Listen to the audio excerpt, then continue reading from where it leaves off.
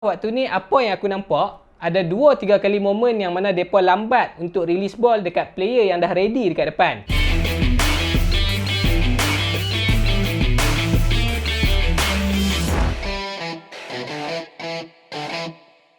Jadi setelah sekian lama pasukan Kedah ni berehat panjang, sampaikan nak dekat 3 bulan lah.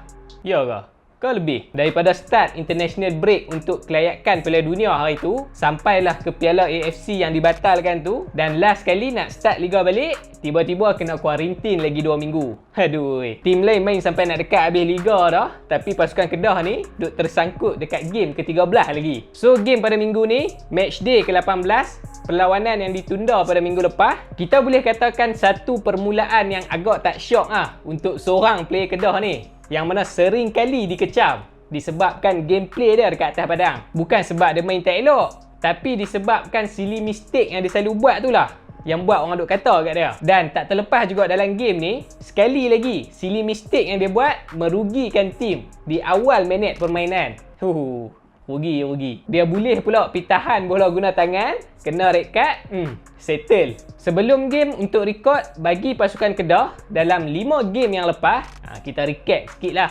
Mereka mencatatkan 3 kemenangan, 1 seri dan 1 kekalahan. Dan untuk pasukan Selangor, dalam 5 game yang lepas, mereka ada kalah 2 kali, seri sekali dan menang 2 kali. Dan mereka ni dalam momentum kemenangan, yang mana mereka menang dalam 2 game yang lepas secara berturut-turut. Daripada segi player untuk pasukan Kedah, dalam game ni, Coach Aidil masih mengekalkan first E yang sama macam sebelum-sebelum ni. Tak ada pun muka-muka baru yang turun. Sama ada player muda ataupun player yang baru masuk waktu mid transfer hari tu. Dan untuk pasukan Selangor, mereka turun tanpa kelibat Wan Z Haikal, yang mana benda tu memberi peluang kepada player muda untuk diberikan kepercayaan pada malam tu. On paper, kalau kita tengok daripada segi match play, aku rasa semua orang pun dah tahu advantage lebih kepada pasukan Selangor.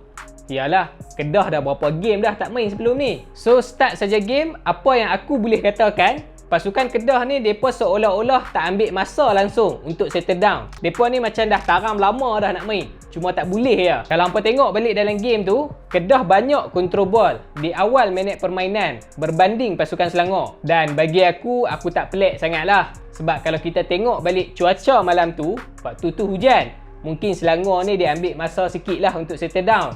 Pasukan Kedah ni orang kata main dalam hujan, mereka lagi power. Tapi yang sayangnya benda tu tak lama. Masuk je minit ke-10, itu jam Selangor dah boleh settle down. Dan mereka dah slow-slow mula untuk control game. Dan yang syoknya waktu tu mereka bukan setakat control game je. Mereka main sekali dengan package attacking.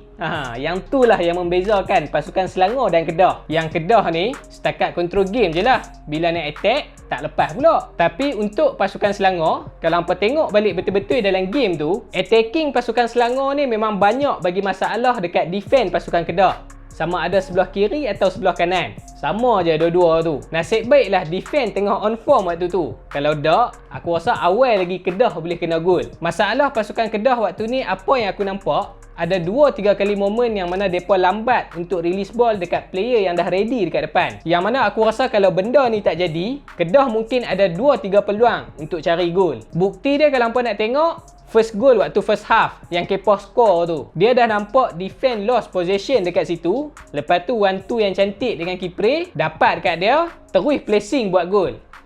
Dan bagi aku gol tu memang world class lah. Lawa nak mampu. Cuma tu lah, sat je lah Kedah boleh seronok dengan gol tu. Lepas pada tu, tak sampai 10 minit, terlap sat je, kena balik 2 biji. Siap dengan red card lagi. Apa lagi mau? Aduh, badi apalah yang lekat dekat dia ni. Lepas daripada red card tu, 2 benda je yang aku fikir. Sama ada Renan nak tutup balik komen, ataupun dia nak delete terus akaun Instagram dia. Tak ada melawak lah. Apa yang aku fikir, sama ada Kedah akan main secara defend dan mereka akan buat counter attack, ataupun mereka akan bermain secara totally defend dan mereka akan cari gol daripada set piece. Dan macam yang aku kata tadi, benda tu lah yang jadi. Second goal yang Kedah dapat tu daripada set piece lah, berpunca daripada corner kick. Waktu first half ni, lepas daripada Kedah dapat red card, memang kita boleh nampak lah gameplay kedua-dua pasukan ni terus berubah. Selangor lebih banyak kontrol game dan kontrol ball dekat bahagian tengah. Sampaikan player Kedah ni tak boleh nak gerak langsung dekat bahagian tengah. Lagi-lagi short pass play daripada pasukan Selangor tu memang buatkan player Kedah ni serba tak kena lah. Lagi-lagi passing daripada take-out tu. Ui, bahaya. Waktu second half, tak banyak benda pun yang berubah.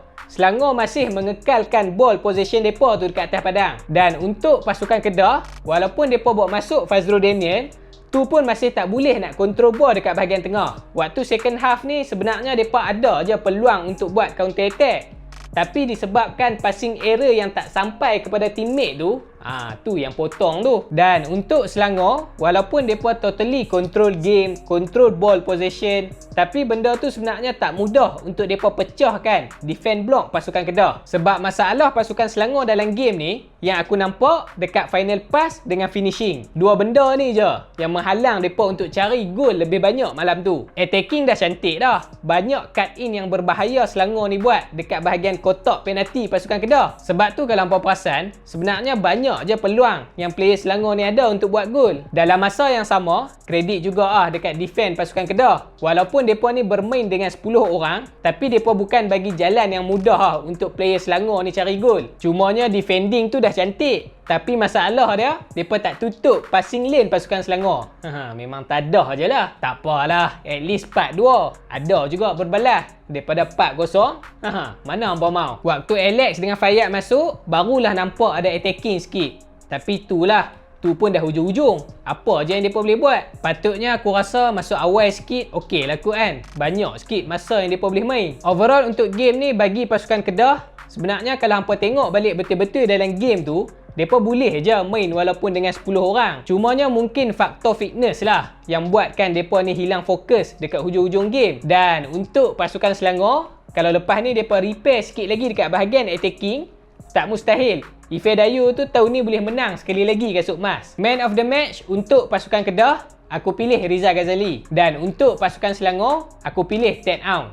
Berkenan betul aku dengan cara dia main. So bagi anda yang menonton ni, apakah komen anda? Hampa boleh tinggalkan dekat bawah. Jadi tu saja video untuk kali ni. Jangan lupa untuk subscribe channel ni. Dan kita jumpa lagi pada video yang akan datang.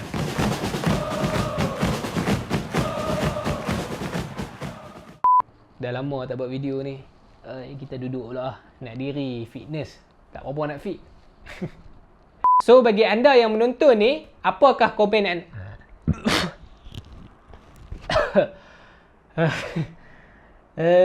Penat.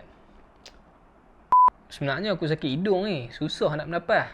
Ada orang pergi cakap pula dalam lubang hidung aku. Aduh, jam tu. Sebab tak ada kau.